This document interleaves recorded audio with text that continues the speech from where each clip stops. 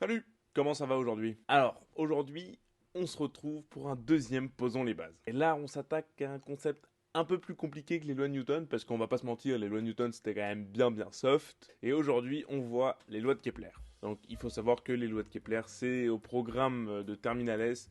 Bon, maintenant ça a changé, c'est avec les options, etc. Mais à mon époque, il y a 2 ans, c'était au programme de Terminal S en physique mécanique. Alors, pour les lois de Kepler, avant de commencer, il faut savoir que ces lois marchent que dans certains cas précis. Alors déjà, ça commence mal. En fait, avec les lois de Kepler, il faut qu'on puisse négliger la masse de la planète, par exemple, de notre planète autour du Soleil. Il faut que la masse de la planète Terre autour du Soleil puisse être négligée pour appliquer les lois de Kepler. Sinon, c'est un peu des approximations et on tombe pas toujours juste. Deuxièmement, il faut qu'on soit dans un modèle newtonien, c'est-à-dire qu'il n'y ait pas une énorme gravité, parce que sinon c'est plus les lois de Newton mais les lois d'Einstein qui s'appliquent, et là, croyez-moi, c'est un autre délire et c'est beaucoup plus compliqué. Donc grossièrement, vous avez pensé que ces lois c'est des approximations qui marchent une fois sur 8. Un peu, mais elles sont hyper importantes en fait. Et en fait, c'est pas que des approximations. Par exemple, dans le système solaire, ces lois sont hyper utiles pour connaître la trajectoire des planètes, leur temps de révolution, etc. Vous le verrez plus tard. Et donc, pour simplifier la tâche, entre guillemets, pour parler des lois de Kepler, on va prendre l'exemple de la planète Terre autour du Soleil. Alors, du coup, on commence direct avec la première loi de Kepler.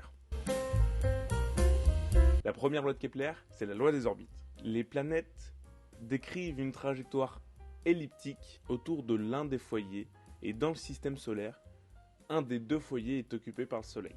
Ça va? Alors, il faut le voir un peu comme ça, grossièrement, avec une belle trajectoire elliptique, et vraiment deux foyers distincts. Et donc une trajectoire elliptique, c'est vraiment une trajectoire ovale, mais une trajectoire circulaire qui est en fait plus le cas dans le système solaire, comporte bien souvent qu'un seul foyer, et c'est beaucoup plus simple comme ça. Donc, sur une trajectoire elliptique comme ça, on a changé d'illustration, hein. Il faut savoir que l'addition des deux lignes D1 et D2 que vous voyez, donc D1 plus D2, est toujours une constante.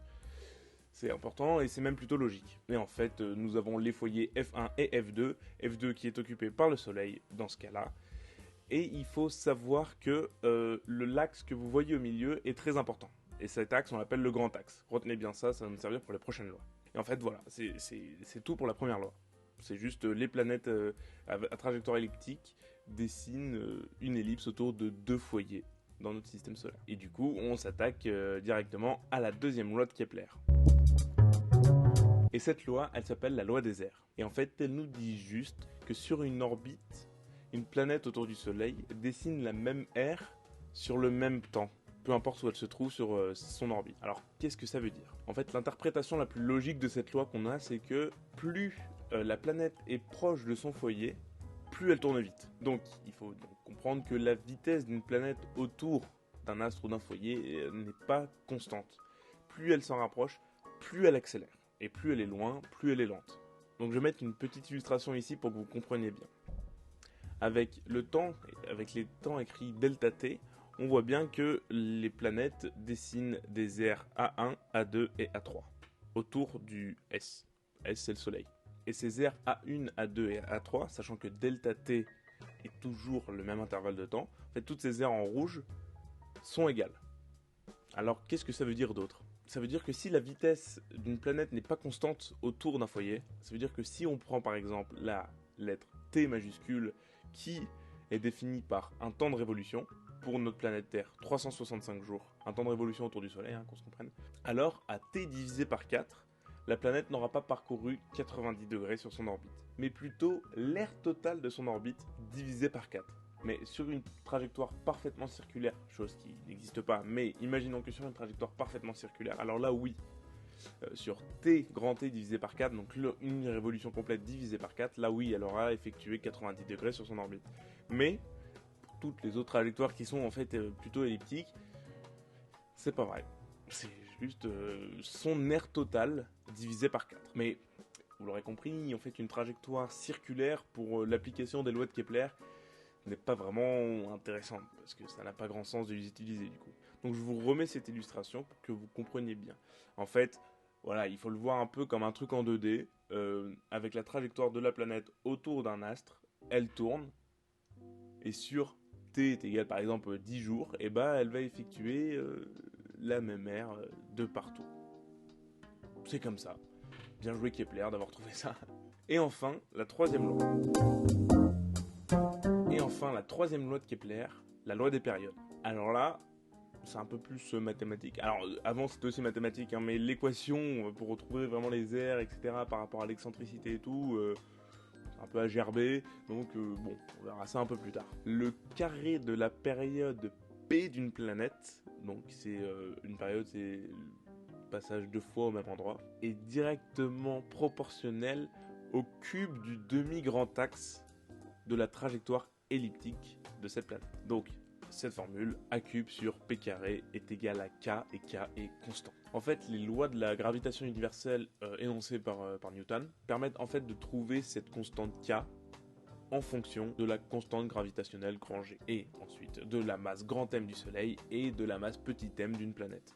Donc on peut donc mettre maintenant cette formule, k est égal à g facteur de grand M plus petit m sur 4pi carré, avec grand G, la constante de gravitation universelle, grand M, la masse de l'étoile, petit m, la masse de la planète.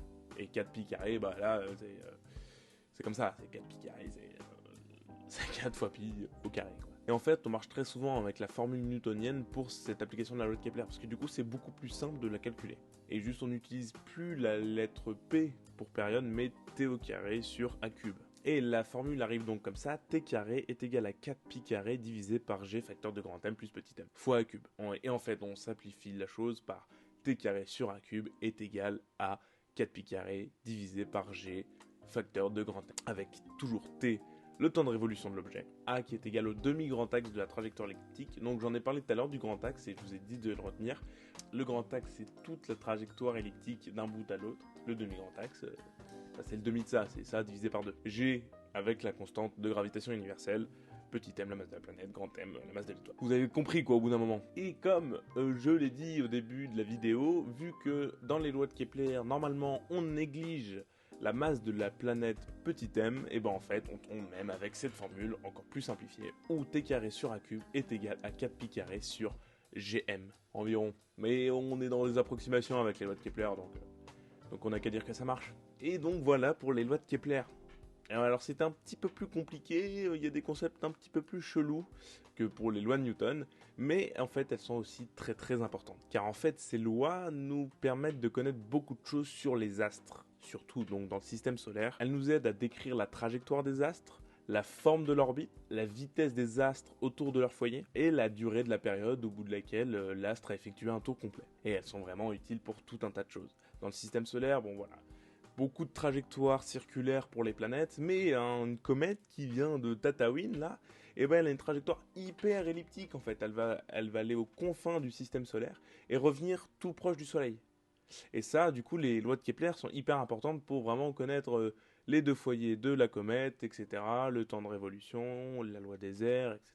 Ça, c'est hyper important pour tout ça. Alors, il faut savoir que tout n'est pas parfaitement circulaire pour les planètes du système solaire. Par exemple, les lois de Kepler sur Jupiter ne marchent pas trop, parce que Jupiter est tellement massive qu'elle a une influence sur le Soleil et même une influence sur les autres planètes, ce qui fait que ça dérègle un peu tout, et les lois de Kepler, elles sont plus trop vraies, donc... Enfin bon, elles sont quand même utiles, les lois. Donc voilà, j'espère que je vous ai rajouté un peu de connaissances comme ça dans votre petite tête. Et si c'est le cas, je trouve ça trop cool. En tout cas, nous, on se retrouve la semaine prochaine pour une future vidéo. En attendant, je vous souhaite le meilleur pour 2023. Et n'oubliez pas, abonnez-vous, partagez, likez, tout ça, tout ça. Allez, bisous.